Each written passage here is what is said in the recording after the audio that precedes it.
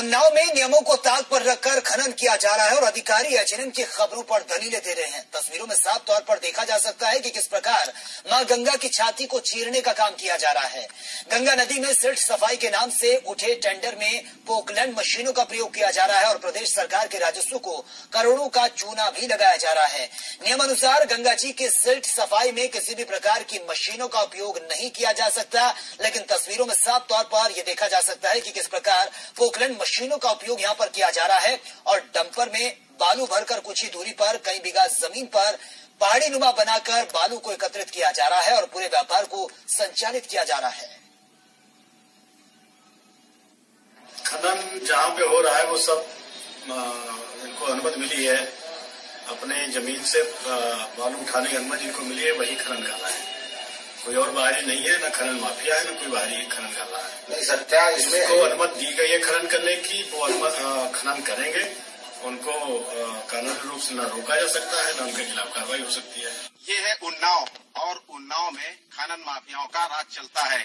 यहाँ पर गंगा माँ की जो धरती है, जो उनकी छाती है, उसको छलने का काम किया जा रहा है। मैं अपने कैमरामैन से कहूंगा कि वो दिखाएं कि किस प्रकार से समतलीकरण के नाम पर जो है यहाँ पर पोकलैंड की जो मशीनें हैं उनका इस्तेमाल किया जा रहा है। आप देख सकते हैं किस प्रकार से यहाँ पर जो डंपर है वो लगे हुए हैं। लगातार जो है राजस्व की जो बड़ी हानि है वो यहाँ पहुंचाई जा रही है। ऐसे में ये बड़ा सवाल उठता है कि कहीं न कहीं सत्ता पक्ष के लोग और प्रशासनिक लोग इस पूरे कार्य में संलिप्त नजर आ रहे हैं और कहीं न कहीं जो राज्य सरकार है, योगी की सरकार है, वो लगातार दावे कर रही थी कि खनन माफियाओं पर जो है नकेल कसी जाएगी, पर वो कहीं नजर नहीं आ रहा है। ये एक अपने आप में बड़ा सवाल है कि आखिर इन खनन माफियाओं पर कब नकेल कसी जाएगी। कैमरा पर्सन कमलेश के साथ अभय सिंह, HNN 24x7 उन्नाव।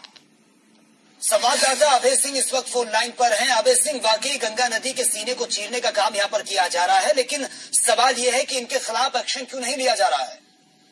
मैं बता दूं कि ये लगातार जो खनन है ये उन्नाव में लगातार चर्चाओं में रहा है और नियम जो कहते हैं वो ये है कि समतलीकरण के नाम पर जो है इसका टेंडर उठता है और उसके बाद जो है पोकलैंड की मशीनों का प्रयोग किया जाता है, जो कि पूरी तरह से कानून के दायरे में नहीं आता है। ये पूर्ण तरह से मतलब इस पर रोक है, प्रतिबंधित है, लेकिन उसके बावजूद भी अधिकारियों के कानों में जूं तक नहीं रेंगती है। लगातार खनन माफिया सक्रिय नजर आते हैं, उनके ऊपर किसी भी प्रकार की कार्रवाई नहीं नजर आती। ऐसे में कहीं न कहीं कहा जा सकता है कि जो अधिकारी है वो कहीं न कहीं इस पूरे मसले में जो है संलिप्त नजर आ रहे हैं। जी बिल्कुल अभय, लेकिन जो तस्वीरें सामने आ रही हैं कि किस तरीके से खनन यहाँ पर किया जा रहा है और नियमों को ताक पर रखकर खनन यहाँ पर हो रहा है, लेकिन जब अधिकारियों से पूछने की कोशिश की, इन तस्वीरों को उनको भी दिखाया गया, तो उनकी तरफ से क्या कुछ दलीलें अब सामने आ रही हैं?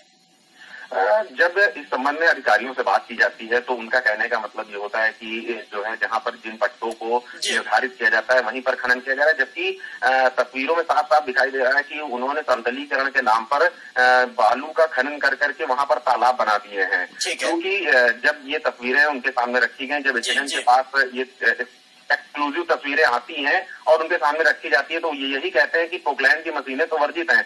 आपके द्वारा जानकारी मिली है, उसके बाद अगर ऐसा पाया जाता है तो इस पर कार्रवाई की जाएगी। कहीं ना कहीं सब कुछ जानकारी में है, लेकिन अगर ये देखा जाए तो कहीं ना कहीं अधिकारियों की तरफ से मौन स्वीकृति जरूर है, जिसकी वजह से यहाँ पर खनन माफिया सक्रिय नजर आ रहे हैं। जी बिल्कुल, चलिए बहुत बहुत शुक्रिया आपका तमाम जानकारी के लिए।